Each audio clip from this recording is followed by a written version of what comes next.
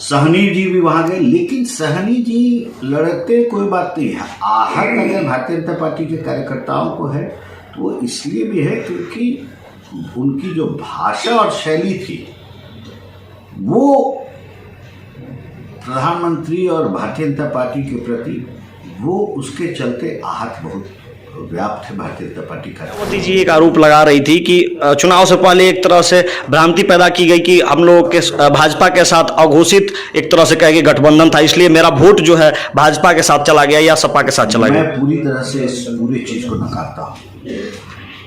कई जगह हम सीटें अगर हारे हैं तो बसपा के कैंडिडेट के मत विभाजन के चलते हम हारे, तो मैं कैसे ये स्वीकारूं। और भारी रहने के बाद बिहार में पहली बार आगमन, क्या लग रहा है कि यूपी चुनाव के नतीजे जो आए हैं उसमें मूल रूप से आप क्या देख रहे हैं?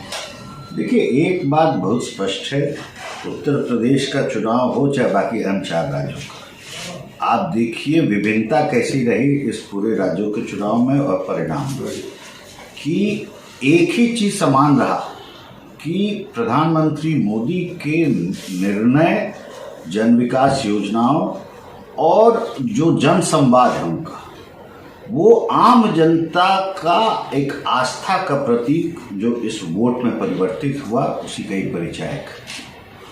तो जितनी नीतियां प्रधानमंत्री गरीब, पिछड़ा और सभी जरूरतमंद के लिए जो उन्होंने बनाया है, वो एक सीधा सरोकार होने के चलते नीतियां तय हुई और उसका जो 100% क्रियान्वयन नीचे तक गया अंतिम व्यक्ति तक, ये उसका भी अनुमोदन जी। एक चुनाव से पहले योगी जी के नेतृत्व पर सवाल उठ रहे थे केशव प्रसाद मौर्य, लेकिन चुनाव नतीजे आने के बाद केशव प्रसाद मौर्य के जिस प्रकार से हार हुई, ऐसा कहीं कोई चर्चा नहीं है। ये आप लोग के मीडिया जगत में ये सब इसको बिहार में किस प्रकार से इम्पैक्ट देख रहे हैं? बिहार में क्या गठबंधन की राजनीति इस पर थोड़ा सा, और एक आपके विधायक हरिभूषण ठाकुर बचौल जी का बयान आता है कि मुकेश सहनी जी को पार्टी से बाहर किया जाना चाहिए, गठबंधन से बाहर किया। देखिए, क्या है कि 2-3 बात है कि क्षेत्रीय दल अपना जनाधार बढ़ाने के लिए, ताकि वोट प्रतिशत में वृद्धि हो और चुनाव आयोग में उनका जो मान्यता है उसके दृष्टिकोण से कई राज्यों में चुनाव लड़ती है। जनता दल यू भी लड़ती है, गुजरात में भी जनता दल यू लड़ी है, मणिपुर में 6 सीट लाई भी, मणिपुर में लड़ा है, उत्तर प्रदेश में भी कुछ सीटों पे लड़ी। सहनी जी भी वहां गए, लेकिन सहनी जी लड़ते कोई बात नहीं है। आहत अगर भारतीय जनता पार्टी के कार्यकर्ताओं को है तो वो इसलिए भी है क्योंकि उनकी जो भाषा और शैली थी वो प्रधानमंत्री और भारतीय जनता पार्टी के प्रति वो उसके चलते आहत बहुत व्याप्त है भारतीय जनता पार्टी कार्यकर्ताओं के मन में, और शायद उसी का एक स्वरूप वो बचौल जी व्यक्त किए होंगे, ऐसा मेरा मानना है। तो क्या कुछ पार्टी इस पे कार्रवाई करेगी उन पर गठबंधन? ये सब विषय शीर्ष नेतृत्व का होता है, ये हम लोग से ऊपर की चीज़ है। ये सब चीज इन विषयों पर चिंता भी करें जी। लगातार कई समयों से बिहार में भी आप लोगों ने भ्रमण किया या फिर उत्तर प्रदेश में भी 6 महीने से थे, तो बिहार में कई मुद्दे थे जो आपने प्रधानमंत्री से भी मिला था या कई केंद्रीय नेतृत्व से भी मिला था। जैसे आपके हाल में परियो दौरा किए थे, फिर सिगौड़ी गए थे, वहाँ के कारीगरों से बात किए थे, कई मामलों को उठाया था, लेकिन आज भी जब हम वहाँ पे जाते हैं तो स्थिति नहीं बदलती हुई नजर आती है। क्या कारण रहा? आपको जानकारी का अभाव है। आपको ये जानकारी होना चाहिए कि सभी जगह सिगोड़ी तक और नवादा में कादिरगंज तक सभी जगह जो केंद्र में जो प्रदेश का प्रस्ताव गया, जो टेक्सटाइल उद्योग मंत्रालय के जो यहाँ पे शाहनवाज जी का मंत्रालय है, इसमें ये तीनों जगह जुड़ चुका है केंद्र की योजनाओं में, और सभी जगह बुनकरों का कार्ड भी बनना भारत सरकार का मिनिस्ट्री ऑफ टेक्सटाइल का आरंभ है। कई को मिल भी चुका है और कई का जो है पाइपलाइन में है, इसलिए प्रगति आरंभ है।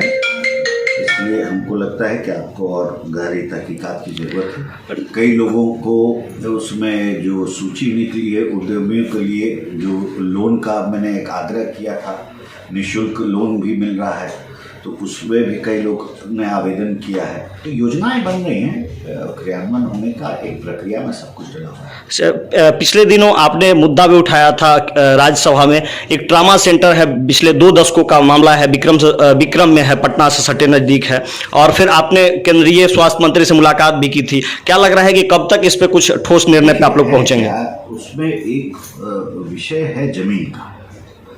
जो ट्रॉमा सेंटर का जो एक मापदंड है, उस समय क्या है कि अटल जी के समय एक पूरी तरह से एक नई योजना थी, तो ट्रायल पे एक 2-3 स्थानों पे आरंभ हुआ था। आज आप दिल्ली जाएंगे तो अखिल भारतीय आयुर्विज्ञान संस्थान का जो एम्स ट्रॉमा सेंटर है, आप देखेंगे तो वो एक विशालकाय पूरा चीज़ है, परिसर है। तो जमीन आवंटन जब हो जाएगा उस प्रकार से, तो एक विस्तृत ट्रॉमा सेंटर का निर्माण होने में कोई आपत्ति नहीं है। केंद्र उसके लिए तैयार है।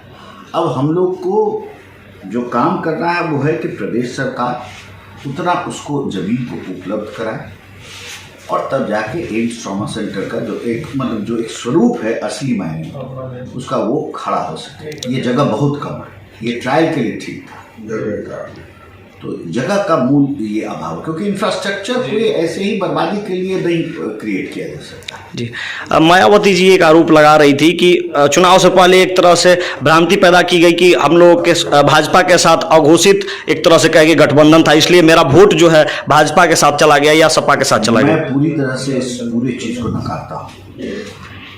कई जगह हम सीटें अगर हारे हैं तो बसपा के कैंडिडेट के मत विभाजन के चलते हम हारे, तो मैं कैसे ये स्वीकारूं?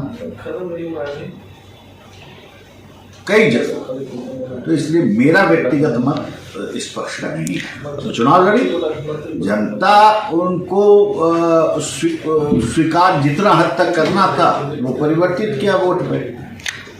विवेक ठाकुर, नतीजों के बाद क्या कुछ संगठन में बड़ी जिम्मेवारी की महत्वाकांक्षा रखते हैं? 30 साल का पार्टी का कार्यकर्ता है। जहां पार्टी जिस काम में रोकती है, निसंकोच निसंदेह बिना पूछे उस काम को करने चले जाते हैं। धन्यवाद।